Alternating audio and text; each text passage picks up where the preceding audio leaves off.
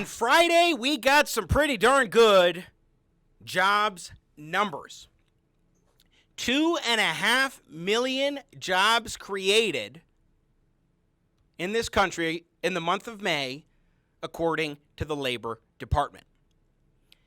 Now, this is significant because, first of all, it is the single largest jobs gain in 1 month in the history of this country. But even more, the expectation was that 8.3 million Americans would have lost their jobs in May. That is a differential of, what, like 10 million? In a positive way? That's incredible. 2.5 million jobs created just from reopening and beginning a full-throated reopening process. Not only that, but the unemployment rate for the country was previously at 14.7% in April. Now, it's at 13.3%. Now there are discouraged workers who've left the workforce. The labor force participation rate is lower than it was in the past, meaning there are fewer workers in the workforce, which demonstrates that the economy is struggling. We're in a very difficult and precarious position, for sure. But we're also seeing real positivity because the unemployment rate, 13.3%, down 1.4 percentage points from the month of May, not up, when the expectation, the forecast was that it would be up to 19.5%. 13.3 percentage points. 13.3% is what? 6.2 percentage points lower than 19.5%. This is positive news. Not only that, let's put up pick one here. This image is from CNBC, and it shows that this is indeed the single largest 1 month increase on record in the job market. A very positive indicator for the economy. Now, in a moment, we'll talk about the prospect that maybe this is just a blip, maybe we shouldn't read too much into this, or how should we actually interpret this positive data.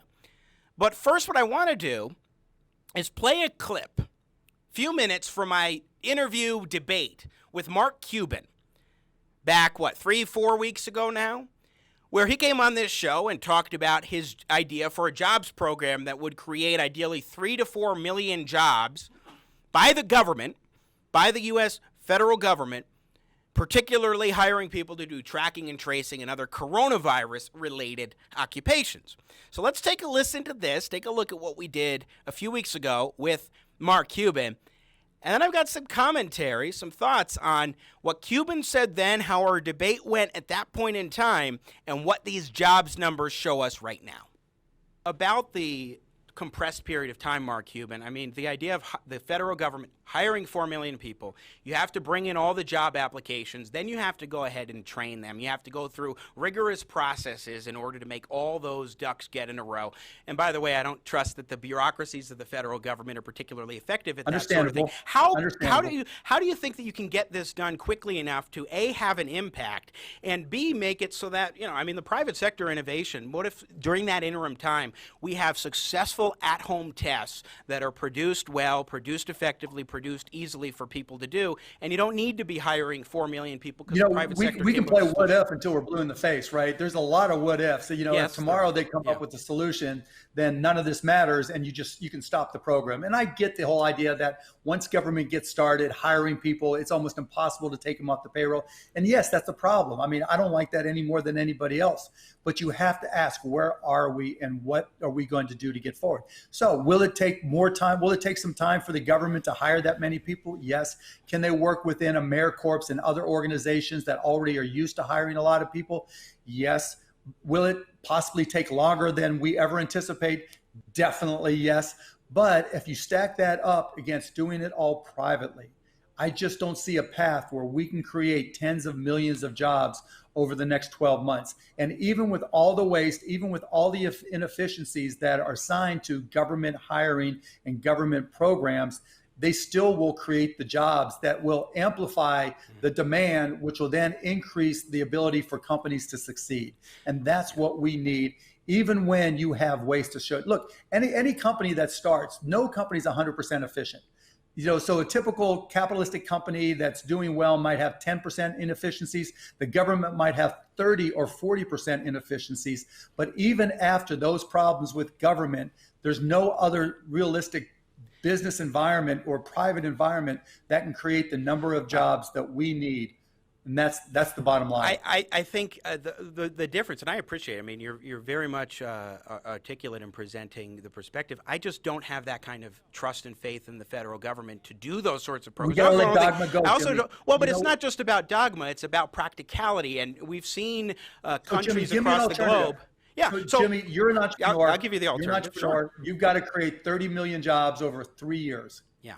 Tell me what companies can do that. So first tell me of all, what 20 or 50 or 100 companies can do that. I can't tell you a specific companies that can do that because I don't know. In fact, or investors. But what I the don't, greatest investors of all time. Well, but I don't presume to think that I know who's going to be the best investor, the best company to do that. Just as I don't think the government is that I can presume that the government's going to be effective to do it. I think if you start reopening, which isn't going to be an instant process, because you do have, of course, you have a situation with reopening where not everybody's going to go to restaurants, not everybody's going to go to movie theaters and so forth. But if you begin that process and allow people to start their businesses back up and continue to provide some of the assistance that we've been doing, I think that could be much more effective, especially with a deregulatory regime, than having the government do what hasn't worked in the past, in my view. I wish you were right, Jimmy. I really, really wish you were right. And prior to January of 2020, I would have agreed with you 100 out of 100 times.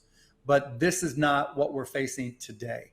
And getting opened up a little bit, is fine. It's a step, that we'll see what happens. We'll find out what happens because, when I look at my small businesses and talk to all the other small businesses that I deal with, when you try to open up at 25% or 50% or even 100%, knowing that a big chunk of your customer base won't leave their house or are only willing to buy online, lots of times it's not even cost effective to open up. And so you've got that challenge to deal with. And so just merely opening up doesn't address how commerce has changed. Doesn't address how commerce has changed. Back live now here, Jimmy at the Crossroads. That was Mark Cuban and I almost 4 weeks ago. And he was talking about how he needed a federal jobs program in order to create, say, 3 million jobs in short order. But just by reopening the economy, the American economy created 2.5 million jobs. The private sector did that, not a government program, and with respect to President Trump, not President Trump either. Although he's trying to make it more possible for the economy to grow back to the heights it was as of January of this year. Keep in mind, we're in June. It was still less than 5 months ago, 4 months ago even, that the economy was still very robust in the United States, particularly because of the lower tax, less regulation regime policies of the Trump administration. That was all positive, all well and good, helped boost the economy tremendously. And it gave us a buoy to help withstand the current crisis. Because we finally started reopening last month, it gave more of an opportunity for the economy to grow. Now, the riots certainly are doing damage to a lot of parts of the country, making it more difficult to recover in certain cities and locales. Make no mistake about it. But the significance of reopening itself is not something that we should understate, nor should we overstate it, but we certainly shouldn't understate it.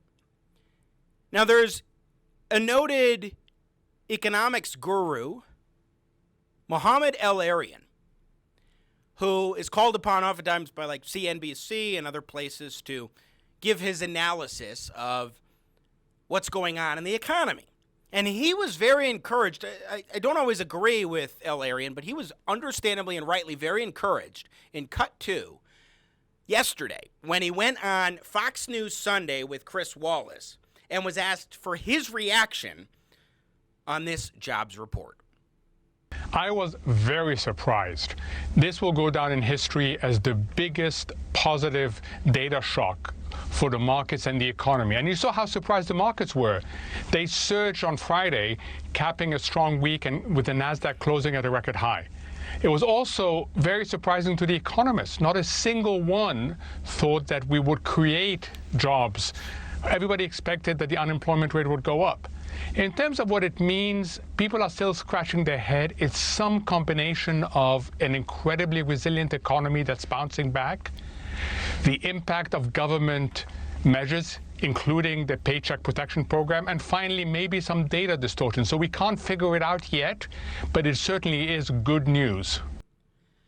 It is indeed good news. And here's why.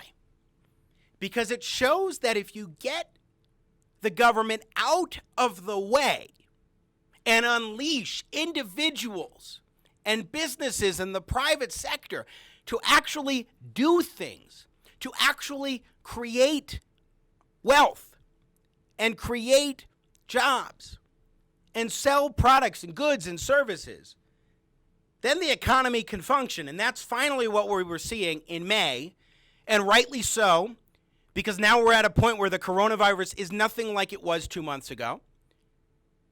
And there is no justification for it, none whatsoever, not even worth entertaining, the idea of a persistent shutdown or even slow reopening. It's time. The reaction, by the way, we've said this last week, the reaction to the protests that we've seen across the country, the protests and the riots over the murder of George Floyd 2 weeks ago today, helps underscore the point that it's not as catastrophic as was predicted, that we can handle this. We're seeing death count go down on a weekly basis now in this country.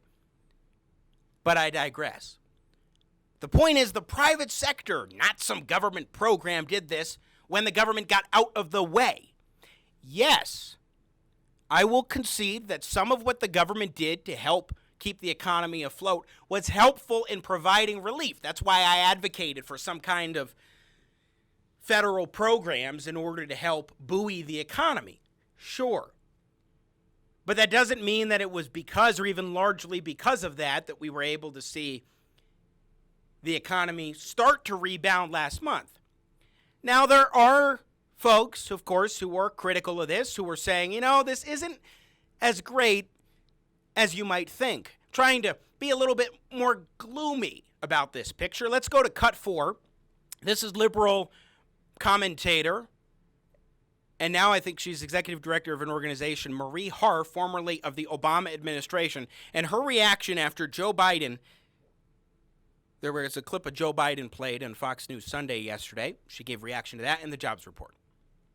The president, who takes no responsibility for costing millions and millions of Americans their jobs, deserves no credit when a fraction of them return. Marie, first of all, the president didn't cost millions of Americans their jobs. It was the virus that did. And doesn't he risk, in a response like that, looking like a bad case of sour grapes?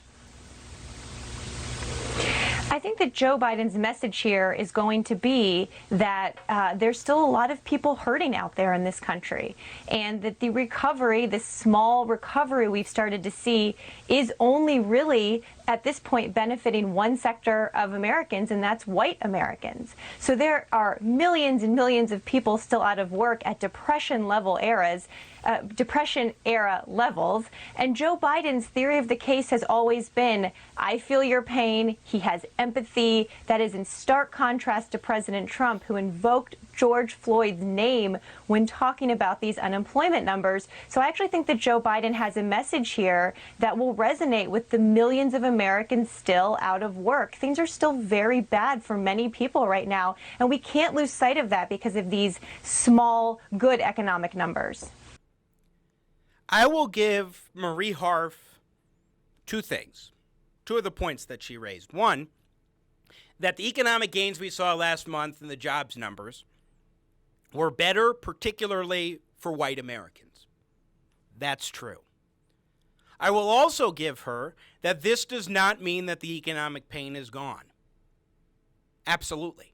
we still have nearly 40 million Americans who are out of work, according to the official statistics, and then also a labor force participation rate that increased. Make no mistake, the economic malaise is still here. But at the same time, we're seeing improvements. We're seeing people get back on their feet. Because the government's getting out of the way, because the government is letting people go back to work, we're starting to see the economy return. And by the way, it wasn't just the virus that cost millions of Americans jobs. It was government policies that said in order to combat the virus, we must force you out of work or shut down your business.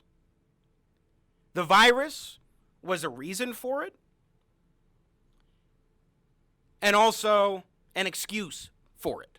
I say a reason, especially in some parts of the country where it's absolutely necessary, one could argue compellingly at least, to have people stay at home for the most part. Many other parts of the country where there were stay-at-home orders don't seem to show that there was a particular benefit to it. But keep in mind, it was the government and state governors, especially Democratic governors, that were responsible more than anybody else for this economic malaise that we're facing right now. So while Marie Harf is right to be skeptical of how big this is as an indicator of economic growth, she's wrong to poo-poo it and just say, oh, these small gains. It's actually really significant when you expected 8.3 million Americans to lose their jobs, and the statistics showed 2.5 million gained employment.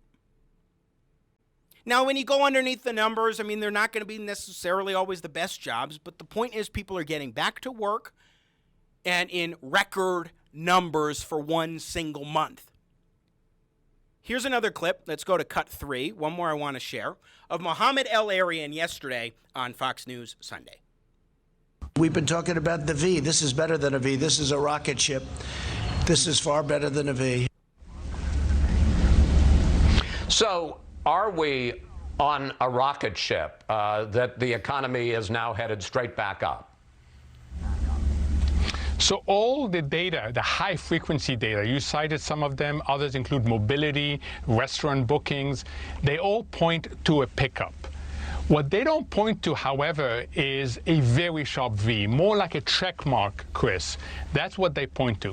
And that's really important because the worst thing we can do right now is to relax, is to think the economy is coming back on its own. We don't have to worry about what it's going to look like in the next 6 months, 12 months. There's a lot we can do now to make sure that this recovery is sustainable and it's inclusive and strong. Well, I want to pick up on that because Republicans in Congress were already questioning the need for another stimulus package. And over the weekend, Larry Kudlow, the president's top economic advisor inside the White House, said that he doesn't think talks with the Senate Republicans about another stimulus package will even start till after July 4th. Do you think that this is the right time to take our foot off the gas pedal? I wouldn't take our foot off the gas pedal. I would evolve what we're doing. So rather than focus just on relief and very broad relief measures, sending everybody checks, let's have very focused relief measures that focus on the most vulnerable segments and, importantly, do this in a pro-work way. Secondly, let's ensure that living with COVID encourages people to engage more. And finally, let's do things we know we need. Both parties know we need this. We need better infrastructure. We need better labor retooling and retraining. Let's take this opportunity to put in place the foundation for very strong growth. Again, Mohammed El-Erian yesterday on Fox News Sunday. And look, I don't like the expression, take the foot off the gas pedal, because the government doesn't drive the economy like that. Only when the government removes roadblocks to prosperity does prosperity happen. And does the economy finally start to grow and to strengthen? I don't think that the idea of the government doing things to sustain the recovery is necessarily appropriate. Now, maybe there are some narrowly tailored objectives that they can be working towards, like El-Erian was suggesting, but even then, we're at a point now where we need to learn the lessons of history and how government policies in the Great Recession and the Great Depression and other recessions that our country has faced have helped to prolong those economic declines or to slow the recovery. One of the reasons why the recovery in 2009 was so slow, the one that began in 2009 under Obama, was because of the kinds of big government heavy-handed policies that Barack Obama was putting into place, in part under the guise of let's help the economy. So more government's not the answer to addressing the economic malaise. Maybe there are some narrowly tailored programs, perhaps, like El-Erian was saying, but even then, we have to be skeptical, we have to be discerning, and we have to think, okay, what is it that you're actually trying to accomplish here? And is it really necessary? Necessary, not even in a hypothetical world better for government to do something, but is it necessary? And a program like what Mark Cuban was suggesting, for example, clearly in my view is not necessary, both also not just because of the economic side of things, but also because of the fact that now in this country, we don't see the need for testing and tracing where you need to hire 4 million people. Just don't see that anymore. So I think we're at a point in our country where prosperity can slowly start to develop once again because of the strong economy we had coming into this crisis, government getting out of the way, and at this point now for more and more businesses, allowing them to reopen, and also by government, sure, doing some things to help buoy Americans and American businesses so that they didn't shut down during this malaise. But I think this is a lesson that the market will do the greatest good for the American people, not the government. Thanks for watching this clip of Jimmy at the Crossroads. Don't miss more engaging, intelligent talk. Subscribe today to the Jimmy at the Crossroads YouTube channel. You do not want to miss our live show. Thanks for your support.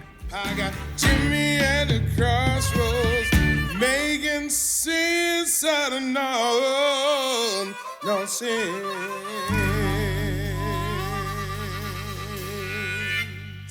Yeah.